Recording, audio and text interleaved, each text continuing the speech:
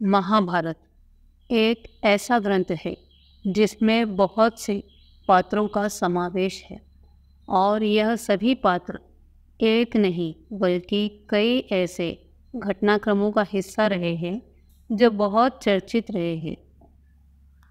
इन पात्रों में से एक पात्र है धृतराष्ट्र। जी हाँ, यह वही धृतराष्ट्र है जिनका जन्म से मृत्यु तक और इस बीच में जीवन का भी रहस्य से भरा हुआ था।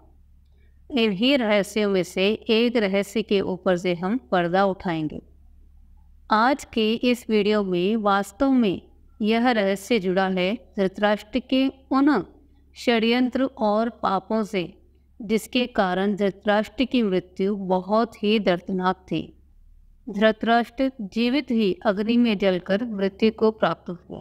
वैसे तो उन्होंने अपने पूरे जीवन काल में कई ऐसे पाप किए थे जो निंदनीय थे, परंतु आज हम बात करेंगे विशेषतः उन 8 पापों की जो सर्वोपरि थे और जो धृतराष्ट्र की मौत का कारण बने।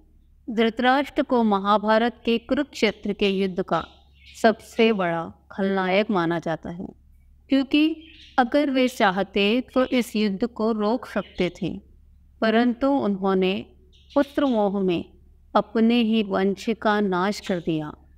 यह कहना भी गलत नहीं होगा कि धृतराष्ट्र आँखों से तो अंधे थे ही, लेकिन उनके पुत्र मोह ने उनको मन और बुद्धि से भी अंधा कर दिया था।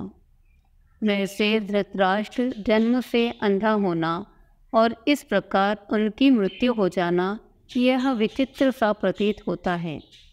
वास्तव में इन दोनों ही घटनाक्रमों के पीछे धृतराष्ट्र के ही ऐसे कुकर्म रहे होंगे जिनके परिणाम स्वरूप उन्हें इन परिस्थितियों का सामना करना पड़ा था। और बात करें दूसरे रहस्य की जो धृतराष्ट्र की मृत्यु से जुड़ा है, तो इसके लिए हम धृतराष्ट्र के उन कुकर्म के बारे में जानेंगे। तो चलिए जानते हैं कि धृतराष्ट्र की आग में जलने के कारण मृत्यु कैसे हुई थी।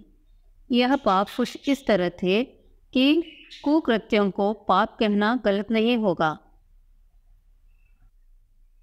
हमारे YouTube चैनल पूनम सिखवाल पर आप सभी का स्वागत है दोस्तों। अगर आप इस चैनल पर नए हैं तो इस चैनल को सब्सक्राइब जरूर करें। इस चैनल पर हम आप लोगों के लिए रोचक जानकारी, रहस्यमयी कहानियाँ और धार्मिक कहानियाँ लेकर आते हैं। तो चलिए आज के धृतराष्ट्र के 8 पाप की रोचक बातें आप लोगों के साथ शेयर करते हैं।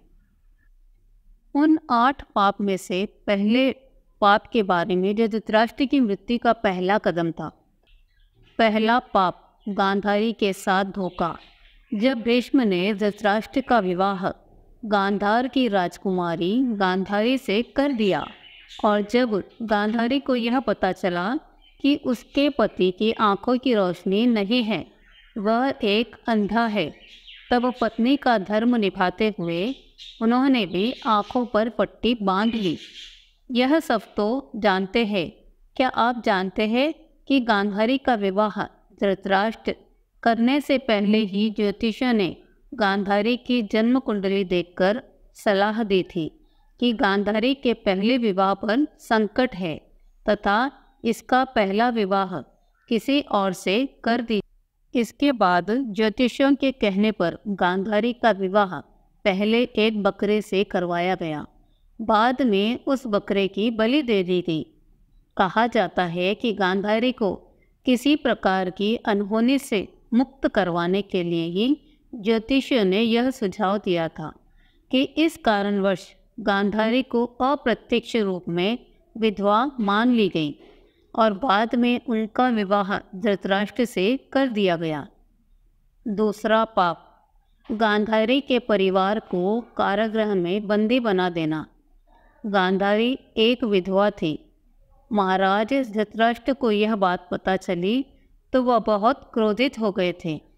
उन्होंने समझा कि गांधारी का पहले से किसी से विवाह हुआ था और वह किसी कारणवश मारा गया।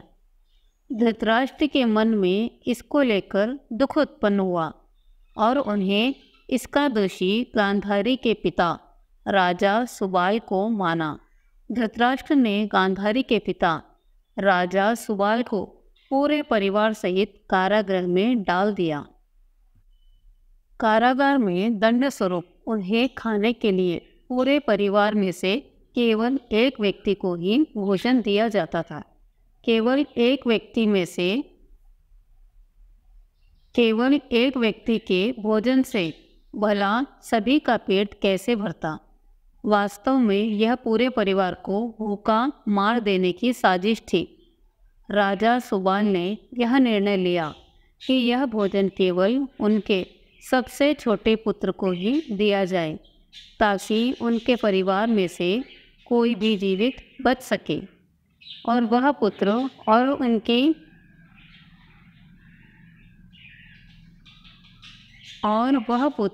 और कोई नहीं बल्कि शकुनी था। यह भी कहा जाता है कि विवाह के समय गांधारी के साथ उनका भाई शकुनी और आयु में बड़ी उनकी एक सखी हस्तिनापुर आई थी और दोनों ही यहीं रह गए थे। तीसरा पाप, दासी के साथ संबंध। गांधारी के पुत्रों को कौरव पुत्र कहा गया, लेकिन क्या आप जानते हैं उनमें से एक कौरव वंशी नहीं था। धृतराष्ट्र और गांधारी के 99 पुत्र और एक पुत्री थी जिन्हें कौरव कहा जाता है। गांधारी ने महर्षि वेदव्यास से पुत्रवती होने का वरदान प्राप्त किया था। इस वरदान के चलते ही गांधारी को 99 पुत्र और एक पुत्री मिली थी। गांधारी की उक्त सभी संतानों की उत्पत्ति 2 वर्ष बाद कुंडों से हुई थी। गांधारी की बेटी का नाम दुशाला था। कहा जाता है जब वह गर्भवती थी तब धृतराष्ट्र ने एक दासी के साथ संबंध बनाया था, जिससे एक पुत्र हुआ जिसका नाम था युयुत्सु। इस तरह कौरव 100 हो गए। आइए अब देखते हैं चौथा पाप। धृतराष्ट्र चाहते थे कि उनका पुत्र दुर्योधन चक्रवर्ती सम्राट बने। धृतराष्ट्र इसी पुत्र मोह में अंधे हो चुके थे। धृतराष्ट्र नीति को जानते हुए भी पांडवों के साथ अन्याय करते रहे, लेकिन राजा और राज सिंहासन के प्रतिष्ठा के चलते भीष्म उनके साथ बने रहे। धृतराष्ट्र ने अपने पुत्र मोह में सारे वंश और देश का सर्वनाश कर दिया। धृतराष्ट्र चाहते तो अपने पुत्र की जिद और अपराध पर लगाम लगा सकते थे, लेकिन उन्होंने ऐसे कुछ नहीं किया और दुर्योधन को गलती करने के अप्रत्यक्ष रूप से छोड़ दे दी। पांडवों के साथ हुए अत्याचार के चलते महाभारत युद्ध हुआ। राज सिंहासन पर बैठे धृतराष्ट्र यदि न्याय करता था तो यह युद्ध टाला जा सकता था। विदुर ने कई बार धृतराष्ट्र को नीति और अनीति के बारे में बताने की कोशिश की, लेकिन धृतराष्ट्र ने सब कुछ जानते बूझते हुए विदुर की बातों को नज़रअंदाज किया। पांचवा पाप, जो एक ऐसा पाप है जिसके लिए क्षमा के लिए कोई जगह नहीं है। चीर हरण के समय धृतराष्ट्र का चुप रहना। कुलवधू द्रौपदी का भरी सभा में चीर हरण के समय भी भीष्म और धृतराष्ट्र चुप रहे और तमाशा देखते रहे। इसी के चलते भगवान कृष्ण को भी महाभारत युद्ध में कौरवों के खिलाफ खड़े होने का फैसला लेना पड़ा। चीर हरण महाभारत की एक ऐसी घटना थी जिसके चलते पांडवों के मन में कौरवों के प्रति नफरत का भाव स्थायी हो गया। यह एक ऐसी घटना थी जिसने प्रतिशोध की एक ऐसी अग्नि को जन्म दिया था जिसमें सभी जल रहे थे, और इस प्रतिशोध का परिणाम इतिहास का सबसे बड़ा महायुद्ध महाभारत हुआ। इसे धृतराष्ट्र के सबसे बड़ा पाप कहा जा सकता है। छठवां पाप, अधर्म का साथ दिया। वृद्ध और ज्ञानी होने के बावजूद धृतराष्ट्र के मुँह से कभी न्याय संगत बात नहीं निकली। पुत्र मोह में उन्होंने कभी गांधारी की न्यायोचित बात पर ध्यान नहीं दिया। गांधारी के अलावा संजय भी उनको न्यायोचित बातों से अवगत करवाया और राज्य और धर्म के हितों की बात बताता था, लेकिन वह संजय की कोई भी बात नहीं मानते थे। वे हमेशा ही शकुनी और दुर्योधन की बातों को ही सच मानते थे। जानते थे कि अधर्म और अन्याय कर रहे हैं, फिर भी वे पुत्र का ही साथ देते। अधर्म का साथ देने वाला एक अधर्मी और पापी ही हो सकता है। सातवां पाप, भीम को मारने की इच्छा। उस काल में सबसे बड़े युद्ध महाभारत का अंत हो चुका था और पांडु पुत्र भीम ने धृतराष्ट्र के पुत्र दुर्योधन का वध कर दिया था। इसको लेकर धृतराष्ट्र के मन में क्रोध और बदले की आग जल रही थी। अतः मौका पाकर धृतराष्ट्र भीम को मार डालना चाहते थे। एक बार की बात है, जब महाभारत का युद्ध जीतने के बाद पांचों पांडव व श्री कृष्ण के साथ हस्तिनापुर महाराज धृतराष्ट्र से मिलने पहुँचे, तो भीम के अलावा सब ने धृतराष्ट्र को प्रणाम किया तथा गले मिले। बाद में भीम की बारी आई, तब धृतराष्ट्र के व्यवहार को देखकर भगवान श्री कृष्ण धृतराष्ट्र की मंशा समझ चुके थे।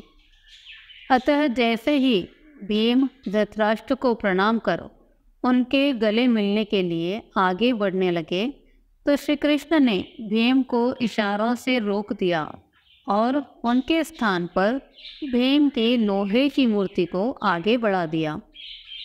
धृतराष्ट्र ने अपनी पूरी शक्ति के साथ उस लोहे की मूर्ति को भीम समझकर पूरी ताकत से दबोच लिया और उस मूर्ति को तोड़ डाला। उसमें क्रोध इतना था कि वे समझ ही नहीं पाए कि यह भीम नहीं बल्कि लोहे की एक मूर्ति है। भीम की मूर्ति तोड़ने में अपने संपूर्ण बल का प्रयोग करने के कारण उनके मुंह से खून निकलने लगा। इसके बाद जब धृतराष्ट्र का क्रोध शांत हुआ, तब वह भीम को मृत समझकर रोने लगे। तब भगवान श्री कृष्ण बोले कि भीम तो जीवित है, आपने भीम समझकर भीम की मूर्ति को तोड़ा है। इस प्रकार भगवान श्री कृष्ण धृतराष्ट्र से भीम को बचाने में सफल रहे। आठवां और अंतिम पाप, पूर्व जन्म का पाप कहते हैं कि पूर्व जन्म में किए पाप के कारण धृतराष्ट्र जन्म से ही अंधे थे और उनके सभी पुत्र मारे गए। दरअसल अपने पूर्व जन्म में धृतराष्ट्र बहुत ही निर्दयी एवं क्रूर राजा थे। एक दिन जब वह अपने सैनिकों के साथ राज्य भ्रमण को निकले, तो उनकी नज़र एक वन में पड़ी, अपने बच्चों के साथ आराम करते पक्षी पर।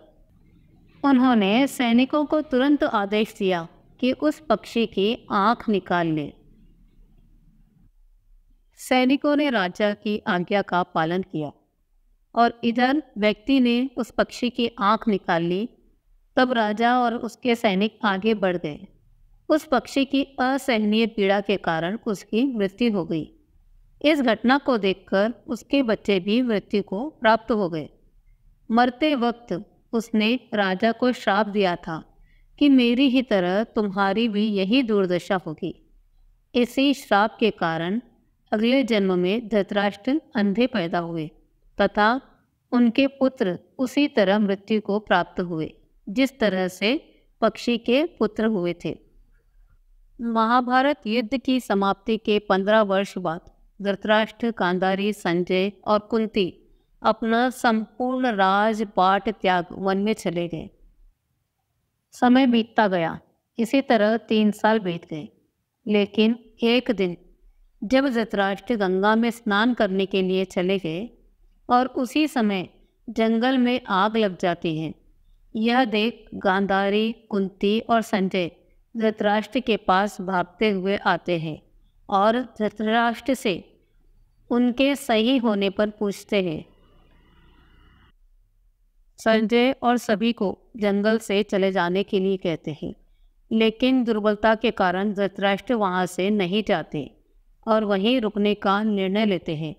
जिस कारण गांधारी और कुंती भी वहीं पर रुक जाती है और ना जाने का निर्णय लेती है और धृतराष्ट्र के साथ वहीं रुक जाती है। तब संजय अकेले ही उन्हें जंगल में छोड़कर हिमालय पर्वत की ओर चले जाते हैं। उसके पश्चात तीनों जंगल की अग्नि में झुलसकर मर जाते हैं। हिमालय पर्वत पर पहुंचकर संजय एक सन्यासी की तरह जीवन व्यतीत करने लगे। उसके पश्चात नारद मुनि यह युधिष्ठिर को दुखद समाचार पहुंचाते हैं। सूचना पाते ही युधिष्ठिर वहां जाकर उन सभी की आत्मिक शांति के लिए नीति अनुसार धार्मिक कार्य करते हैं। इस प्रकार महाभारत के एक और महत्वपूर्ण पात्र के जीवन का अंत हुआ। मित्रों, धृतराष्ट्र की मृत्यु के पीछे छिपे इन रहस्य और पाप पर आधारित यह वीडियो आपको कैसी लगी? पसंद आई हो तो लाइक, शेयर, कमेंट करना बिल्कुल न भूलें। मिलते हैं ऐसी ही किसी और कहानी के साथ। तब तक के लिए धन्यवाद।